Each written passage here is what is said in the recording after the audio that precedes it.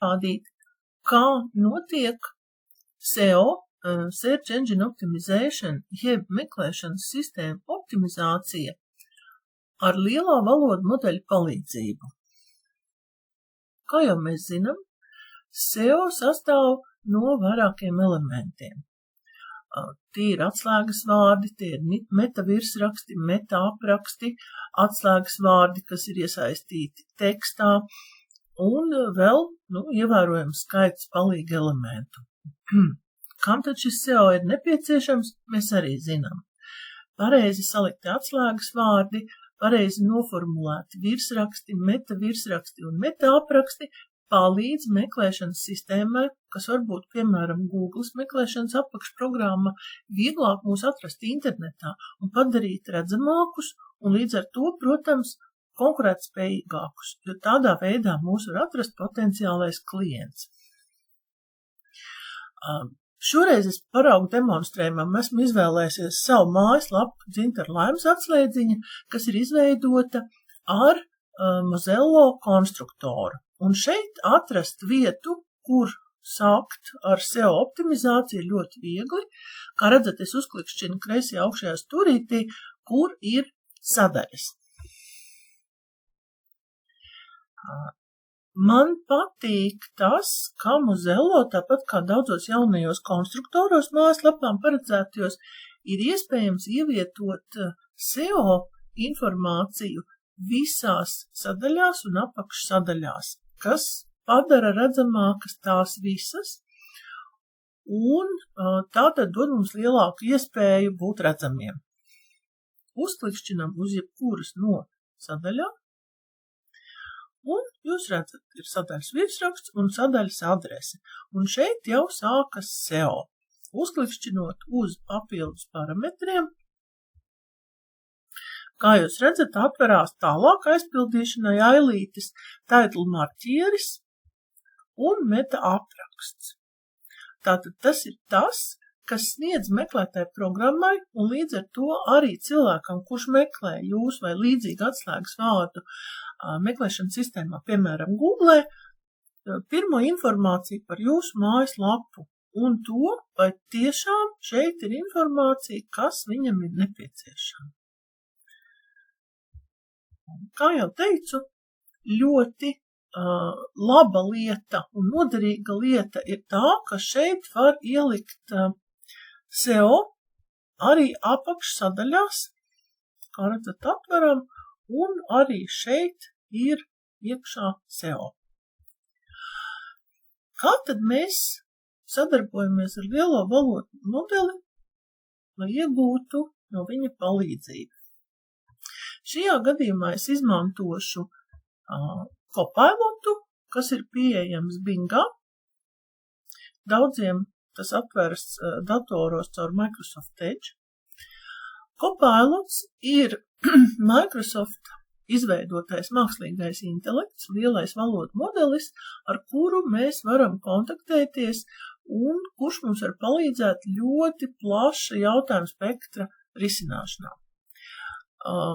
Skaisto O burtiņu uzklikšķinām un atverās izvēle ar Copilotu. To, ka viņš sasveicinās ar mani angļu valodā, tas, lai nevienu nebiedē, jo es ar viņu sarunāšos latviski, un viņš man latviski arī atbildēs. Copilot ļoti labi runā arī latviski. Tātad atceramies, jebkurš lielais valodu modelis ir programma, cilvēku veidot programma, un arī Copilots var radīt kļūdas, tāpēc visu informāciju, protams, ir vēlams pārbaudīt, lai nav kādas problēmas. Es esmu labaudzināta, es zinu, ka tā nevajagot darīt, bet es vienmēr sasveicinos ar lielo valodu modeli. Atceramies, kā mēs strādājam ar lieliem valodu modeļiem. Pirmais, ko mēs daram, dodam viņiem lomu. Dodam viņiem profesionālo ievirzi, ar kuru tie varēs strādāt, ar kuru tie varēs palīdzēt. Jo lielajā valodu modelī ikvienā ir apkopots ļoti liels daudzums informācijas, līdz ar to viņš vieglāk strādās, ja zinās konkrēti, kuru daļu no šīs informācijas par kādā jomā, par kādu tēmu viņam vajadzētu izmantot. Viņš spēs operatīvāk veidot atbildes un precīzāk jums atbildēt uz jautājumiem. Tātad šodien tu man esi IT speciālists, mājas lapu izveidē un SEO eksperts.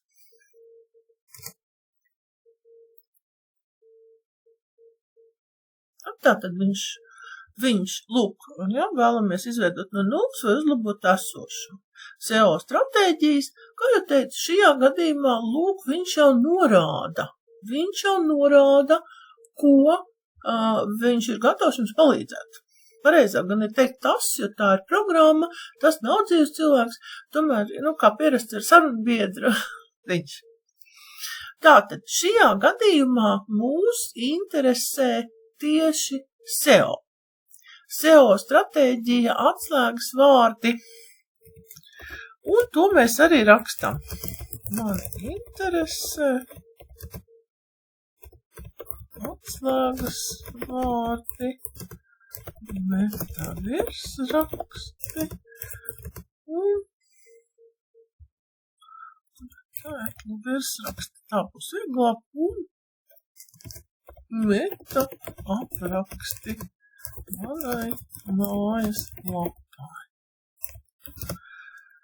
Un uzreiz pasaku, mēs varētu iesākt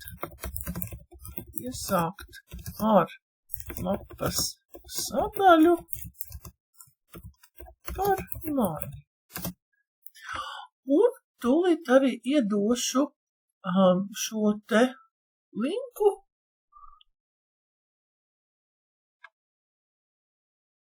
Tātad būs par mani apraksts. Un tur varēs apskatīties, tātad, kurš tas būs. Es iedošu šo te sadaļu.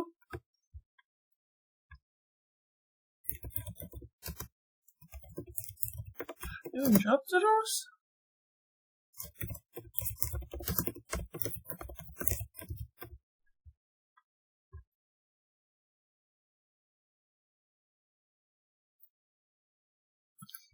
Tātad šeit ir komentārs, papildinājums.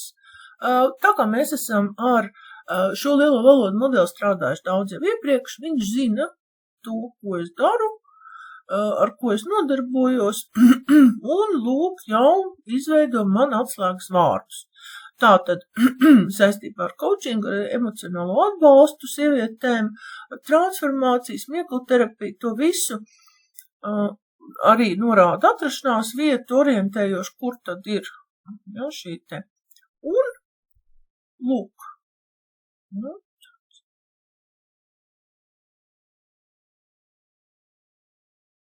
redzat, viņš iedod sagatavotus variantus jau, kā tas izskatās.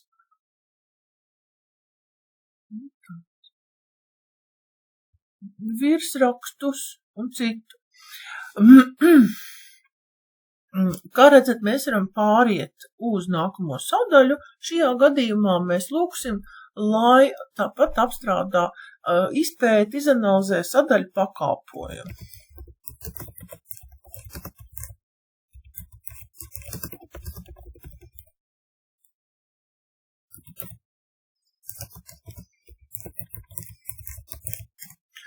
Manā gadījumā ir vienkāršāk strādāt un uzdot jautājumus, jo lielais valodu modelis jau zina mani, viņš ir pētījis manu mājas lapu un viņam ir saglabāta iekšā informācija. Tā ir daļa no dziļās mācīšanās. Ja jūs ilgāku laiku strādājat ar savu, sevis izvēlēto ērtāko valodu modeli, tad šis valodu modelis saglabā informāciju par jums. Par to, ko jūs viņam ievadat, par jūsu, teiksim, mājaslapu, ko jūs ievadat iekšā par jūsu profesionālās darbības jomu, visu to, ko jūs vēlaties viņam dot, to viņš saglabā, lai varētu turpmāk strādāt ar jums. Tāpat preferences, kādas jums ir saistībā, ja, šajā komunikācijā, ko jūs parādat. Piemēram, kādus instrumentus jūs labāk izmantojat vai vēl kaut ko, un to lielais valodu modelis pēc tam izmanto, lai sniegtu jums efektīvāku palīdzību. Tā ir liela atšķirība starp parasto mašīnu mācīšanos, kur, piemēram, mākslīgais intelekts, kas šķiro vēstulis vai zīmē vai dara kaut ko citu priekš jums, viņš strādā pēc noteikta algoritma un pamatoties uz to, kas viņā ir jau iepriekš ievadīts iekšā. Lielais valodu modelis mācās un aug līdz ar jums, sameklējot atbilstošo informāciju un sniedzot jums tieši to pakalpojumu, kas jums ir viss nepieciešamākais tajā brīdī, kad jūs vēlaties no viņa saņemt informāciju. Lūk. Ja, tāpēc arī, zinot, es esmu reģistrējusies Microsoftā, un viņš zina man vārdu līdz ar to, tāpēc mēs arī varam uzrunāt viens otru. Tātad, lūk, ja, paskaidrojums pamatojoties, un šeit ir atslēgas vārdi, ja, arī virsraksts, metapraksts ar 2 variantiem, ja, tādu. Ja, tāds, redziet, viņš piedāvā šo sadaļu varētu pārstrukturēt. Es viņam labprāt došu brīvu rīcību, lai viņš sniedz man ieteikums labs pārstrukturēšanai.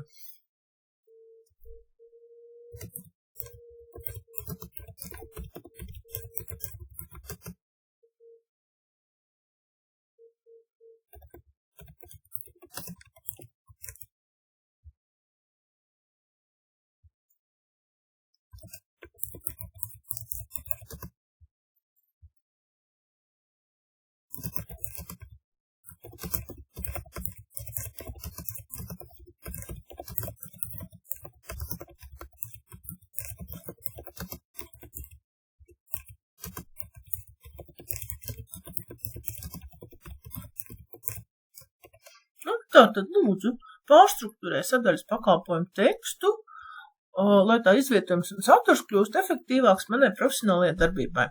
Es jau pielikšu klāt pārstrukturē un papildini rekomendācijām.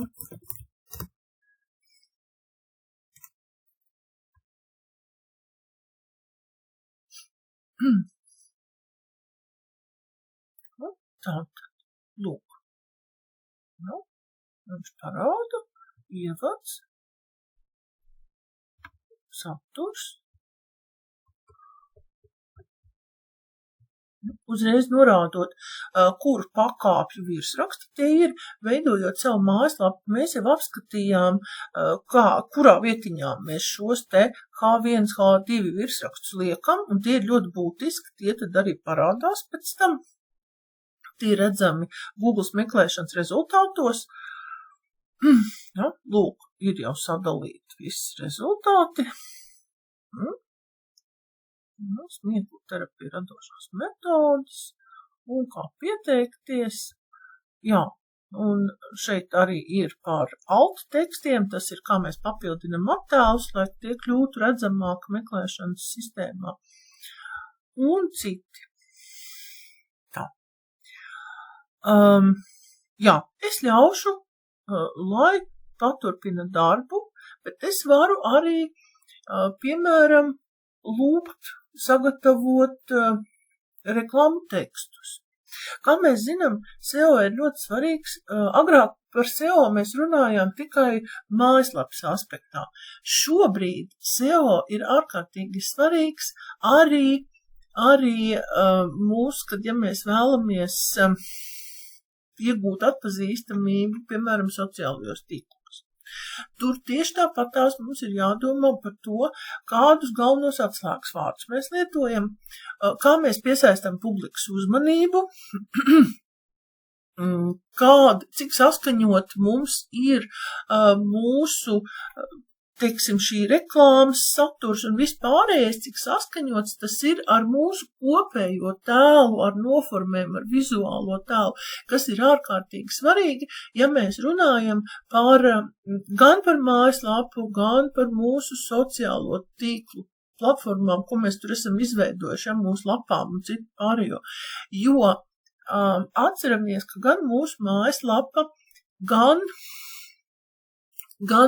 sociālajos tīklos izvietotās mūsu lapas, tā ir mūsu digitālā vizītkarte, tas ir pirmais iespējas. Es parasti saku, tie ir mūsu diplomātiskie vēstneši, kas pasaulē stāsta par mums. Un tas, ko cilvēks tur var redzēt un izlasīt, saprast, tas ir pirmais un galvenais iespējas, ko tas rada par mums. Tāpēc šajā vietā ir ļoti nopietni jāpiestrādā.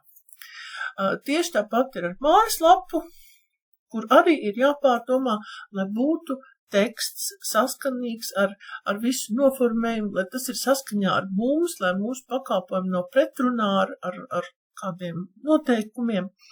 Un jo mums būs saskaņotāks ar pareiziem atslēgas vārdiem veidots saturs, ar pareiziem norādījumiem par meta aprakstiem un taitliem, jo Google labprātāk mūs virzīs.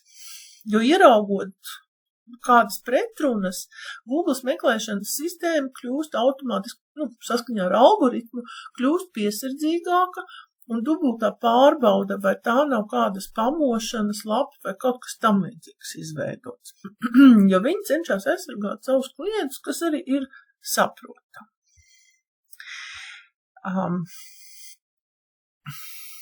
Tā, šobrīd tas arī varētu būt viss par šo tēmu.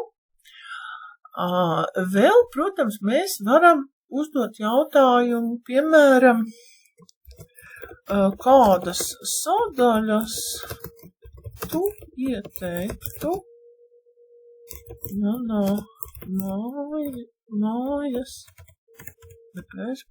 mājas lapā izveidot. Kādas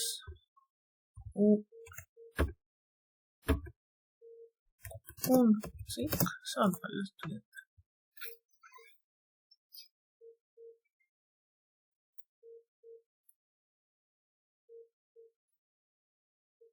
Tātad.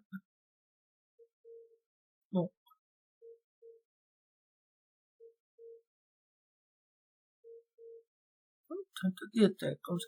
Bet vingrinājuma lapa, šī te varbūt arī kā apakšlapa, tad ieteikšanās forma konversijām, kontakti, sociālie tīkli.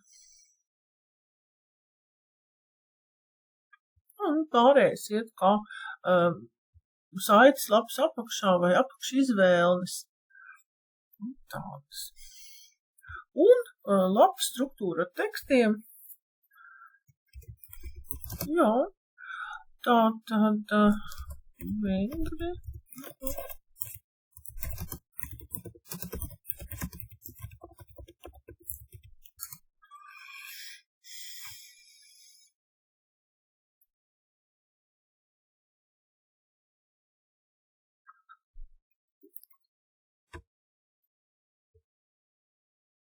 Un arī redzat, šeit tiek izvietoti kodi, bloki, dažādi jautājumi, kurus arī viņš, kā redzat, piedāvā.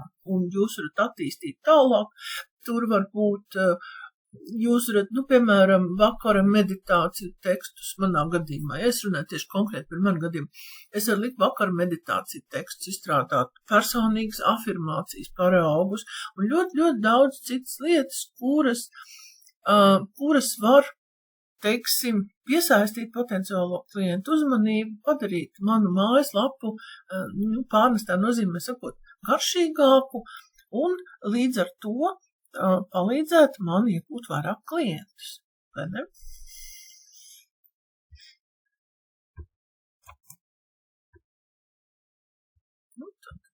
te ir. Varam izvērst, varam pārbaudīt.